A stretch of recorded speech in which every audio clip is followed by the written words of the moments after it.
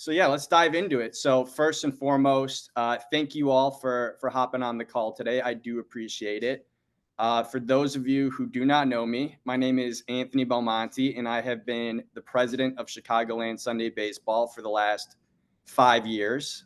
Prior to that, my dad, Anthony Sr., was the president and founder of this league for many, many years. And we're actually entering our 23rd season this year, which is kind of crazy to think about. So just a high level overview of what to expect with this meeting. So in total, this should take about 30 minutes, and I'll just talk about the overall format of the league. I'll talk about manager responsibilities. I'll talk about some important dates, the scheduling meeting, the Memorial Day tournament, some other items as well. So like I said, this will take about 30 minutes in total. And then once I'm done with my talking points, that is when I'll open it up to you guys to ask any questions that you might have for me.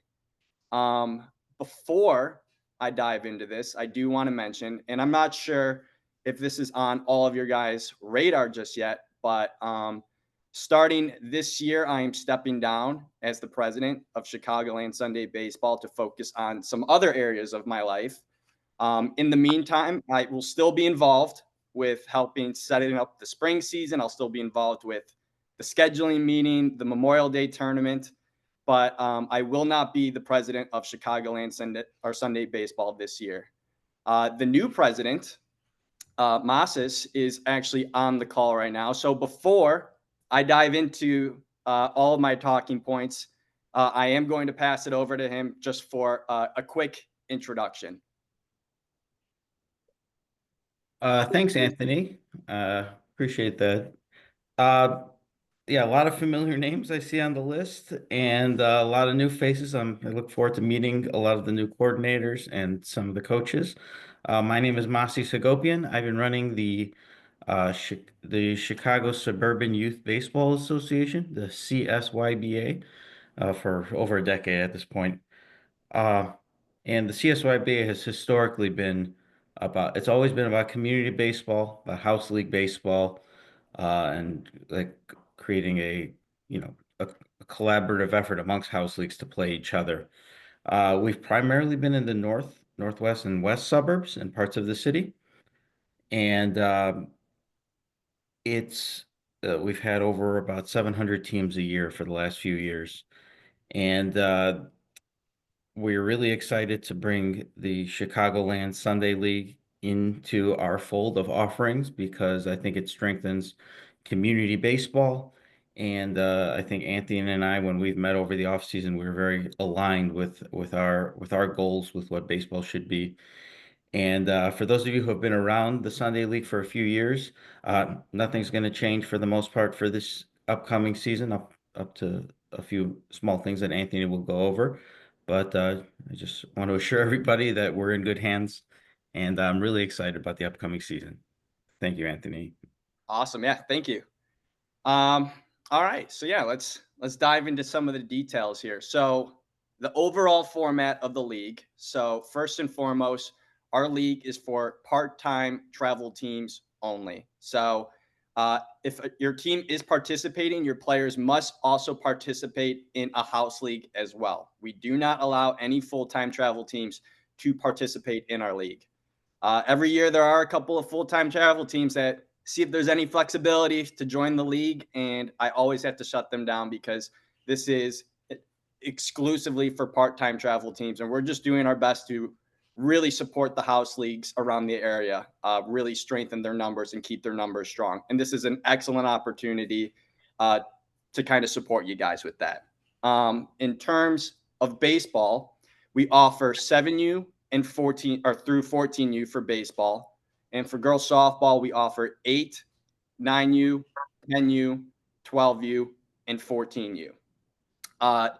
In terms of the season dates, so the season will start the weekend of Sunday, April 13th, and it will go through the weekend of June 22nd. I am not going to schedule any games during Easter weekend. That's already baked into the schedule's timing, but that's kind of the time frames for the season.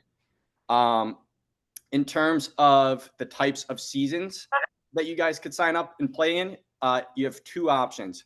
You could either sign up for the 9-game plus the Memorial Day tournament season, or you could sign up for the 10-game season. The only difference is if you sign up for the 10-game season, you're not participating in the tournament. You're just scheduled an extra game during Memorial Day weekend.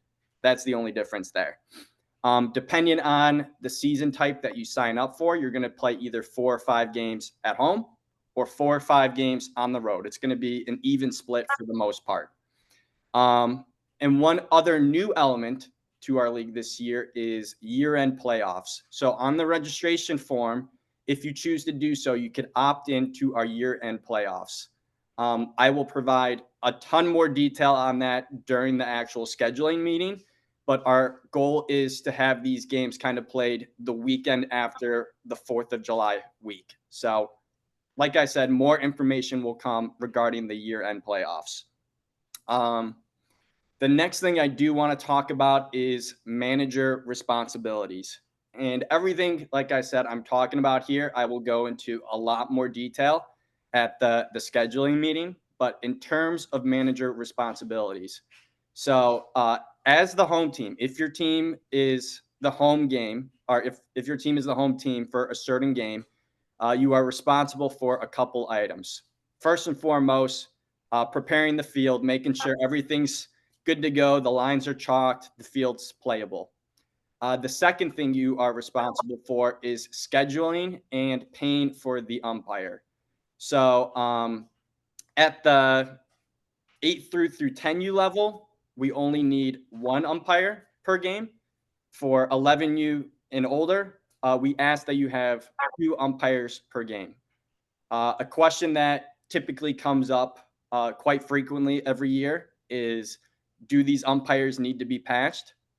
These umpires do not need to be patched, but we do ask that they do at least have some experience being an umpire. Another issue that will come up time to time is a team might, like a 10U team, might schedule an umpire or have an umpire that's 12 or 13 years old. We do ask you guys to not do that. We do want a little bit of an age gap between the age group and the umpire, so please keep that in mind.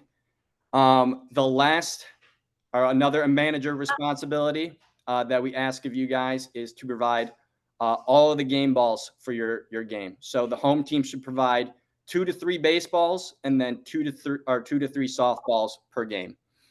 The last manager responsibility that I want to go over right now is just reporting your game scores. So in terms of how you can report your game scores, we will go into a lot more details about that at the actual scheduling meeting. You don't have to worry about it at this point in time, but you are responsible for reporting your game scores over to us.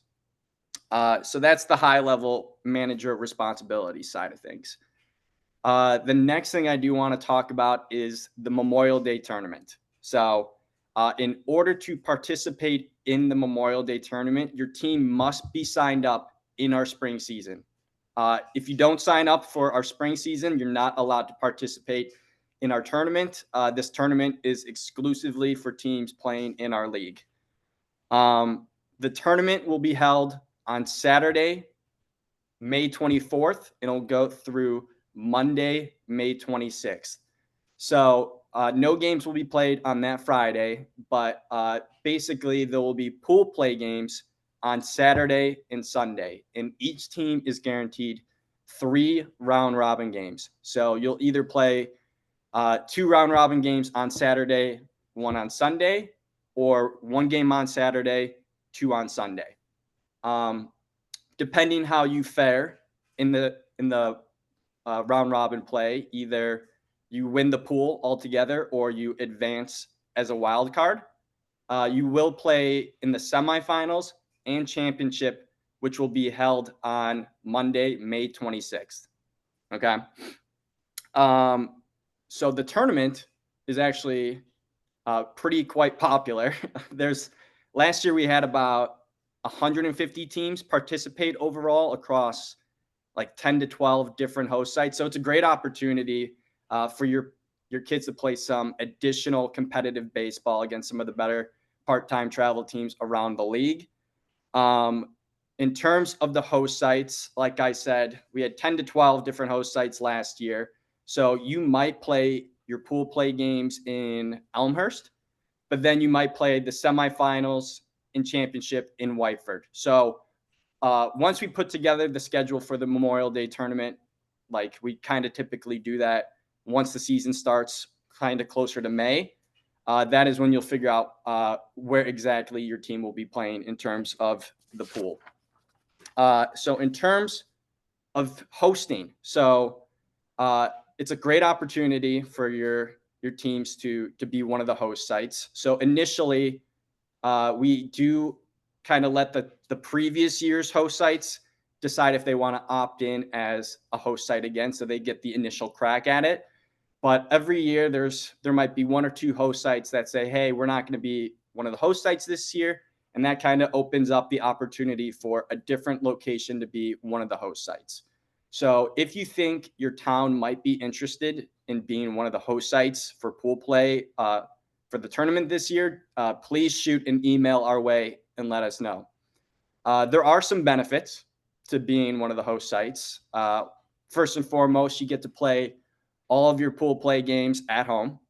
The second aspect of it is it does give you an opportunity to generate some additional revenue for your house league through concessions. Uh, throughout the weekend of the tournament, there's a bunch of foot traffic that's going to be going on at these host sites. So, great opportunity to generate some additional revenue for your house program from there.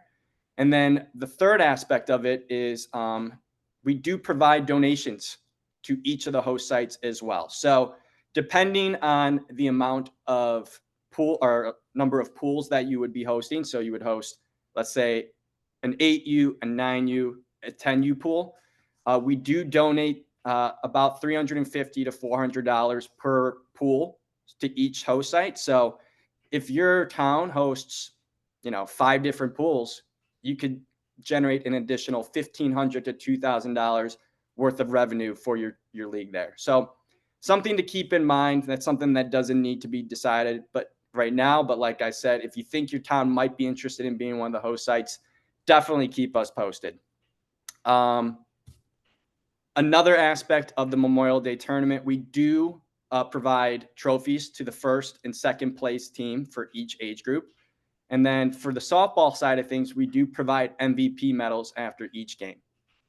The last thing I want to mention with the Memorial Day tournament, like I said, it is a very popular tournament, and there are a limited number of spaces in total. So please sign up for it sooner rather than later if you are 100% interested in participating. When you do fill out the registration form, and if you select 9 games plus Memorial Day tournament, you will have no issue getting into the tournament. But if you sign up for the 10 game season right now, and then it's the end of March and you say, actually, you know what, we do want to participate in the Memorial Day tournament as well, you might be able to get in, but there is also a chance that you might get put on a waiting list as well. So just something to keep in mind there.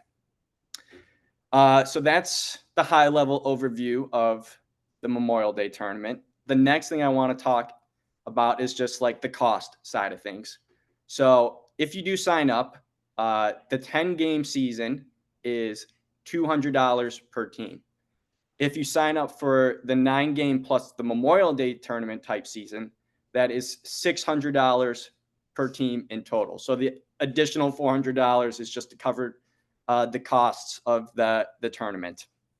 The final additional cost that might come into play, it might not come into play for most of you guys, but in order to participate in our league, your team must be covered with insurance. Okay, you must have a certificate of insurance that covers your team through the entire duration of the spring season. So it's got to go at least through the end of July. And Chicagoland Sunday Baseball needs to be listed as an additional insured as well. So if you're kind of unsure of kind of what that looks like in terms of how it would look on the policy, shoot an email over my way. I'm more than happy to provide an example certificate of insurance of kind of what that looks like. Typically, each year, the House League board members will just send over their renewed policy over to me, and that will cover all the teams that are participating from their particular league. But not every single House League does cover their teams with insurance. So that's where uh, you could purchase insurance through our league for an additional $85. If you do need to purchase insurance through our league, the insurance form is on the home page of our website. So all you have to do is just print it, fill it out, and then email it back over to us. Or you could print it, fill it out, and then mail it to our P.O. box and include the check with it as well. Okay. In terms of payment, you could either register directly online through the website. There is an option to pay online with the credit card, or you could mail us a check to our P.O. box address, which is located at the top of the homepage of our website, and I believe it's also included at the bottom of the registration form. So once you guys sign up, pay for your team, and provide proof of insurance, then you're all set in terms of a registration standpoint. Now, in terms of the actual registration process, I'll share my screen here. I'll show you kind of what it looks like on the website. Oops.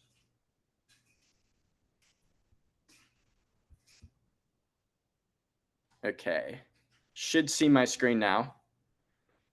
So if you go, here's our website, the homepage. And if you scroll down here, 2025 registration forms. And we have one for the boys baseball, girls softball, and then the insurance form is right here as well. If you want to do it the manual way, where you just download the form, print it out, and then mail it to our P.O. box, you could download the form right here. If you want to register through our website, all you have to do is click on this link right here, and the registration form is right here. The registration form is pretty straightforward. Just fill out league name, contact info, field information. You would select the season type that you like, and then you have all these different game field restrictions here. So, and then you could input your credit card information down here if you choose to go or pay through the website. So first thing I want to show over here is in terms of the age level, and this is specifically only for boys baseball, but for 9U, 10U, 11U, and 12U, when you click on this, a division pops up. So we got AA, A, and B here. And I know every single year teams kind of have some questions about these different divisions. So I'll just kind of walk you through it here. The only reason why I have different division options here is so I don't have the AA teams play against the B level teams. There's nothing worse than driving 40 minutes somewhere and then having a AA team beat up on a B level team and it's 15-0 after 3 innings. And then it was kind of pointless going out there. So this is the main reason why I have that. In terms of trying to figure out, hey, where do you think my team kind of falls under these different categories here? AA teams, this is typically for the teams that have participated in our league for a couple of years and are looking for a little bit of a challenge. Typically, these AA teams have 4 to 5 pretty strong pitchers and just a pretty consistent lineup that could hit all across the lineup. In terms of B-level teams, this is for teams that are completely new to the part-time travel experience, and it's just like a bunch of the lower level house league players that are looking for an additional opportunity to play baseball. So that's kind of where the B-level teams go. AA team could play against other AA teams and other A-level teams, and B-level teams will play against other B-level teams and other A-level teams. Now, for the most part, if you're kind of unsure where your team falls under, typically every single year, about 70% of the teams sign up here for the A as an average team. these A-level teams will play against other A-level teams. They'll play against AA teams. They'll play against B-level teams. It's kind of all a mix there. So that's kind of the breakdown of the different division levels, or at least the talent levels of your teams. If I scroll down here, you'll see here, can you play at home? So by filling out this section, this kind of really helps me out or helps us out in terms of building the initial schedule for you. So if you are able to play at home for this day, great. If not, just say no. I won't schedule a home game for you that day. Now, if you have some restrictions for your like field times, you just select this and just in here say can only play at 11 a.m. So then I will see that on my end. And then I will, if you have a home game on May 4th, I will only schedule it at 11 a.m. for that day. So that's what this home field time restrictions is for. Now, some teams already are aware of what their field time slots are, but I would imagine that most teams do not know what their field time slots are just yet.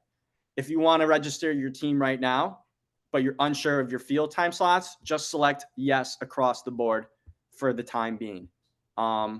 We do start the scheduling process on our end like the second week of March. So if you do know what your field time slot is prior to the second week of March, please email it over to us, and then we will incorporate that into your initial schedule. If you aren't aware of what your field availability is prior to the second week of March, no worries. It's okay. You could make those adjustments to your schedule's time, date, location at the actual schedule or scheduling meeting, which I'll talk about more shortly here. So that's the registration side of things. And if you guys have any questions with this, feel free to reach out to us anytime. We're happy to walk you through it. The last thing I want to show you here, since I already have this pulled up, so I have a tab up here called tournaments. If you go to July tournaments, I will have different summer tournaments here posted on this page here. So these are all tournaments from last year. I got to clear this out. But typically, part-time travel teams who are hosting a summer July tournament, they will email me their tournament flyers, and then I will post it on this page here on the website. So if you're looking for any part-time travel summer tournaments, this is an excellent resource for that. Like I said, these are all older tournaments here, so I do have to delete it. But if you click on this link, you'll see, oh, okay, New Lennox is hosting a part-time travel tournament July 18th to the 21st. So a couple teams have reached out to me already asking about like if I know of any July tournaments. I don't know any just yet, but that is where you will find them. Okay, so that's all I wanted to show on our website there. All right, the next thing I do want to talk about is the actual scheduling meeting. So unlike this Zoom meeting here, the scheduling meeting is mandatory. Okay, so all teams must have at least one representative attend the scheduling meeting in March. So the scheduling meeting is going to be on Sunday, March 23rd, and it's going to be at the Doubletree Hotel in Alsip.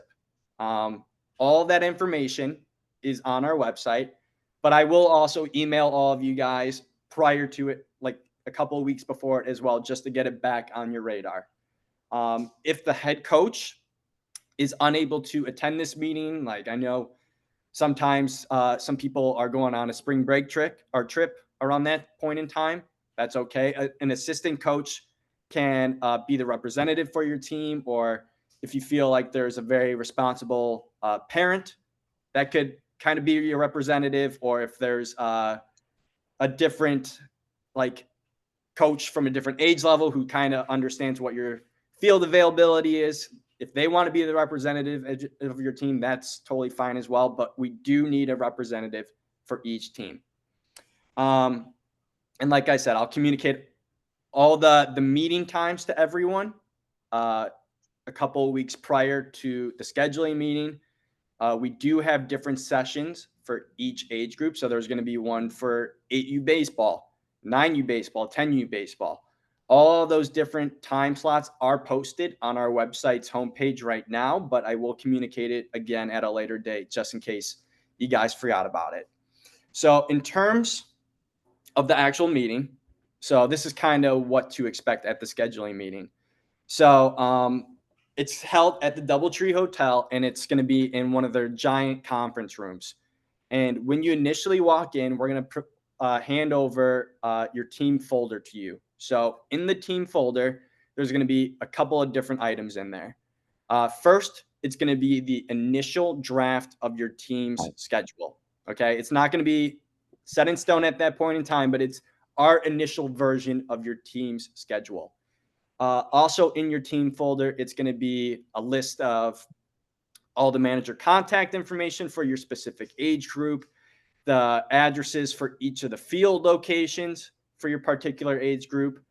There's going to be the full list of manager responsibilities and expectations, and a few other informational documents that you need. So at the actual scheduling meeting, I'll do something very similar to this, where I'll just walk through the entire format of the league. I'll provide some additional detail for you guys at the meeting. And then once I am done with my talking points, that is when you will have the opportunity to meet with every single coach that is on your schedule, or meet with every single opponent that is on your schedule, and make any necessary adjustments that are needed. We are very flexible with the schedule. So if you guys need to make any changes to the date, time, location, that's totally cool with us, as long as the other team is okay with it as well. So if you look at the schedule and you're like, wow, Anthony and Mosses, you guys absolutely crushed it. We don't want to make any changes on our end. You should still meet with every single coach or every single opponent that is on your schedule, just to confirm that they are okay with the date, time, location as well. So I do initially schedule every single game to be played on Sundays, but sometimes a certain Sunday might not work for a particular team. So we do have one flex week open at the end of June, just in case you're like, hey, we can't play on April 13th. We're going to move that game to the 29th of June. So you got a little bit of flexibility there. Another component of it is over the last decade or so, these house league programs have kind of aligned with each other, where they leave Wednesday nights open as like a designated dark day. So they don't schedule any house league games for Wednesday nights, and they kind of leave it open for part-time travel baseball. So if you're at the scheduling meeting and you're like, this particular Sunday doesn't work, typically Wednesday nights are the best next day for that. But I will talk about that again at the actual scheduling meeting. Also, in your folder at the scheduling meeting, there's going to be 2 copies of your schedule, of your initial schedule. One white copy, one yellow copy. The white copy is for your personal records. The yellow copy is for our records. So when you're making these changes at the scheduling meeting, you're going to be making the changes. Just write it down on both the yellow paper and the white paper. Before you leave the scheduling meeting, it is crucial that you guys hand in the yellow version of your schedule over to us, okay? Because that is what we will use to update the master schedule on our end. So I said the scheduling meeting is March 23rd, and then the first game is going to be scheduled the weekend of April 13th. So that's going to give us about a week and a half to make all the necessary changes to the master schedule. One other component of the scheduling meeting is you have the opportunity to pick up some extra games to your schedule. So they only count. They don't actually. Sorry, let me back up. They do not count these extra games in the standings, but you could pick up as many extra games as you like. I've seen teams pick up 0 extra games. I've seen teams pick up an additional 10 games. It totally depends on what your preference is and what your skate or schedule availability is. Entirely up to you. We do not, like I said, include those games or count them towards the standings, but we will include these extra scrimmage games in the master schedule that will be posted on the website. So something to keep in mind, and I will talk more about it at the scheduling meeting, but you do have that opportunity if you choose to go with that route. The last thing I do want to mention is just regarding the rules in general. So for both baseball and softball, the rules are posted on our website. So if you want to see the full set of rules, they're all posted there. The only two things that I really want to call out right now is one, bats. So in our league, USSSA bats are not allowed in our league. Bats must have the USA bat stamp on the bat. That makes it a legal bat. We also do not allow like the big barrel bats, like the 2 3/4. That's not allowed. The biggest barrel that could be used is the 2 5/8 barrel. One question that pops up on the softball side is, what if my bat is an older bat and it has an ASA bat stamp on it? That is totally legal and fine. But for these newer bats, if they have USSSA bat stamp on it, but not the USA bat stamp, then it is not a legal bat. Bats can have both the USA bat stamp and the USSSA bat stamp on the same bat. That is also a legal bat. But that is kind of the rules with the bats. And the last component of the rules that I want to briefly mention here is a new rule that we're implementing this year, and it's a hybrid pitching rule, a hybrid like coach pitch rule. This applies to specifically only 7U baseball and 8U softball. We tested this rule out last year during our 8U softball Memorial Day tournament last year, and we got a lot of great reviews. So we're going to implement it from the get-go this season. So basically, and this is all laid out in our official rule document as well. But basically, at those particular age levels, there's going to be no walks. So 7U and 8U softball, or 7U baseball and 8U softball, the pitchers are still going to have the opportunity to pitch. And the reason why we have this rule in place, it's to not only develop these players' pitching abilities, but it's also to develop their hitting and fielding abilities at the same time. Where in the past, especially earlier in the season at 7U baseball and 8U softball, when it's exclusively player pitch, sometimes it just turns into a walk fest, and it kind of hinders these players' abilities to really work on their fielding and hitting aspect side of things.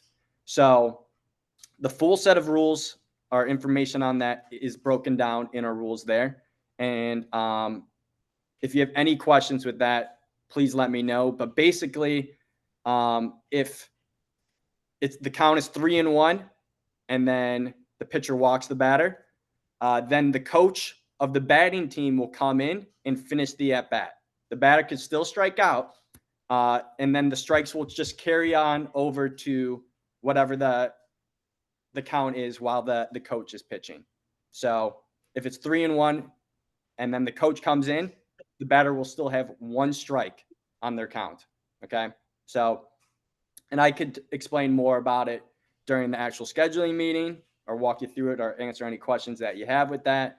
But that is just the high level overview of this hybrid pitching rule at 7U baseball, 8U softball. That was everything that was on my list. So I will open it up to you guys real quick. If anyone has any questions, just raise your hand and then feel free to speak.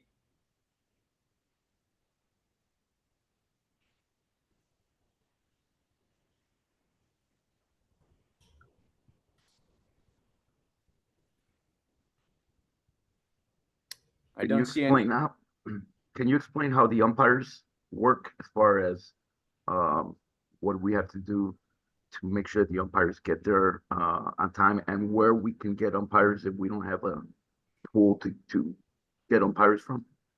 Yeah. Not a problem. So, I mean, there's a lot of different resources that you could use in terms of getting umpires. I know a lot of like teams will utilize the services of some local high school baseball players. So, like, especially at the 8U level, they'll reach out to one of the high school baseball players from the local high school and will say, hey, any chance you could umpire all of our games every Sunday from April through June? We'll pay you X amount of dollars. So that's one approach to it. And I know there's a lot of different umpire services around the area as well. Like Official Finders is one of them. You could reach out to them, just say, hey, we need umpires for these dates here. And then they will schedule the umpires for you. And then they will usually provide, okay, this is the umpire's contact information in case you need to get a hold of them to assure that they're showing up at the right time and location. What's the going rate? It honestly fluctuates from each different location, and it also depends on the age group as well. I know sometimes they'll do $40 to $50 an umpire for 8U to 9U. Sometimes we'll go as high as 60 to 65. It could go up to 75. It really does depend on the umpire and location.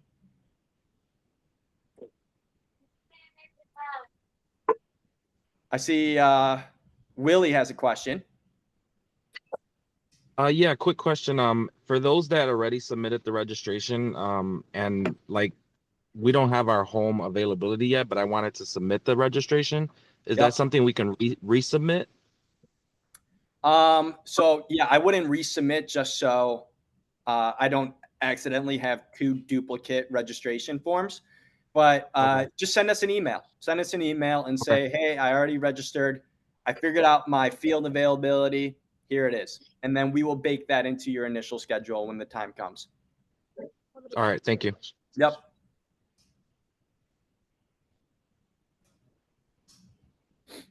Any other questions? Yeah, I got a couple questions. Yeah. My name's Tony Kazanowski, 12U part-time power, New Lenox softball. For the Sunday League playoffs, if I had already registered but didn't choose the playoffs, can I change my mind and do the playoffs? Also, is there an added cost, registration cost for those playoffs? It is What do you want? It is no added cost. Hold on. It is no added cost to opt into the playoffs. And if you already registered and you're like, you know what, I actually do want to participate in the tournament or in the year-end playoffs, just shoot me a message, shoot us an email, and I'll just say, okay, I'll confirm, and I'll say, all right, I have added you as an opted-in team into the playoffs. So it's the same thing if you decide if you want to opt out. If you're like, hey, you know what, I was in, but now I don't want out, just let us know via email, and then we'll make the necessary changes on our end in this master registration file that I kind of built. So we'll keep track of it all. Okay, excellent. And then lastly for me, you touched on it earlier as far as part-time travel tournaments for any softball teams that are looking for part-time travel tournaments in July. New Lenox is hosting the Play Ball Classic again this summer, July 18th through the 20th. We haven't posted it yet on any of the social media, but it will be posted shortly and in Tourney Engine very soon. I just wanted to let anybody who's sitting in on this know about that. Yeah, and like I said, if you want to send the flyer over my way, more than happy to post it on my website as well. Sounds good. Thank you. Yeah, of course. I have a question. What time was the scheduling meeting? So it really does depend on each age group. I do have it on the homepage of my website if you scroll down to the middle. And yeah, you'll see all that information there. Okay. Okay.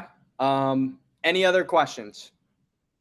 Yeah, I had a question on the playoffs. You said July 12th. Do we have exact dates? Since I told parents, the season ended in June, so I'm trying to decide whether or not to sign up. Sure. Yeah, we haven't finalized the actual dates for the year-end playoffs just yet, but once we determine what they are, we will definitely keep everyone in the loop. Are we thinking that's going to be like a weekend, a week? Just I think it'll kind of occur throughout the week, and then it could go into the weekend as well. It also depends on how many teams decide to opt into the playoffs. So there's a lot of factors that kind of bake into it. And I wish I had all the answers right now, but that's something we will determine once we figure out the number of teams that sign up or opt in into the playoffs. So I'll have a much better answer once we get closer to the start of the season. okay, thanks. I can probably add a little bit to that, Anthony, if you don't mind me jumping in. Yeah, go ahead. Hop in. The goal is to like Anthony said, it'll be dependent on the quantity of teams at each age group. But the goal would be there might be a game depending on the number of teams before that weekend of the 12th, 13th.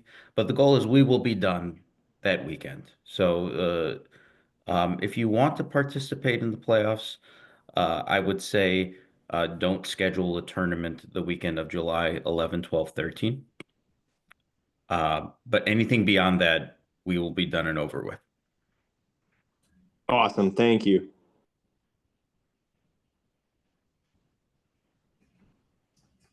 I got one more question regarding the playoffs. Yeah. Is that just going to be like a single elimination, or is it going to be like a tournament style round robin ish thing, double elimination? How's that going to go? Yeah, I think we were thinking single elimination. Massey's, let me know if you were thinking anything different for this point in time, but I think when we were talking about it, we were thinking single elimination. Okay.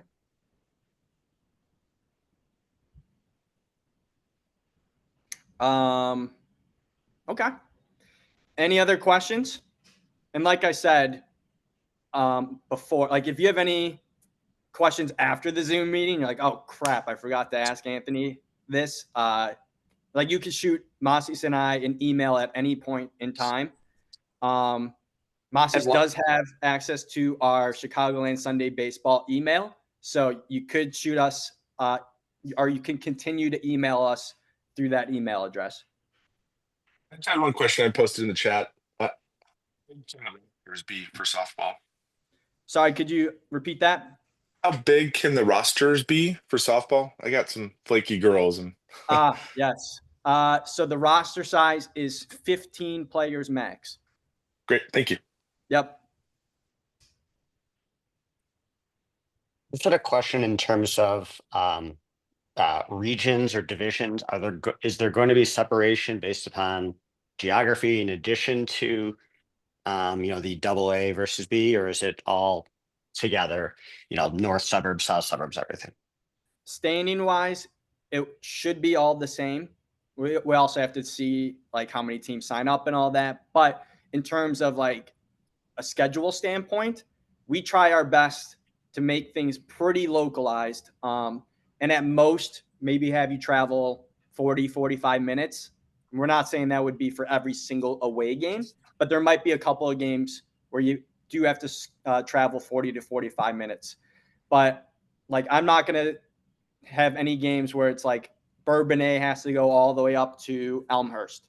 Like I'm going to try to have Bourbonnais play Frankfurt Square. So I try to take things like that into consideration when we are building the schedule.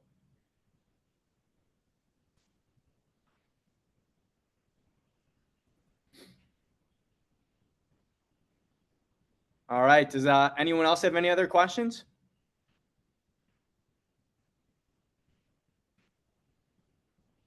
One last one, just Yes. to confirm.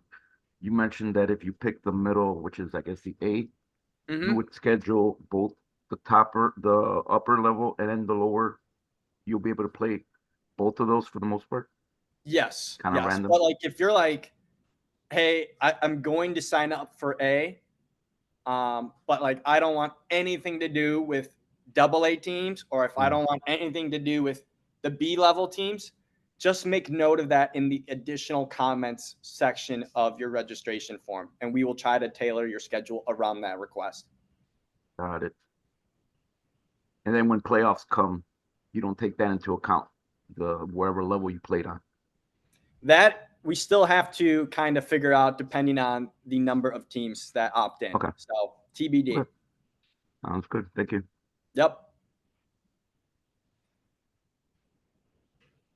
Okay. Well, if that is all the questions that everyone has, just wanted to thank you all again for hopping on the call.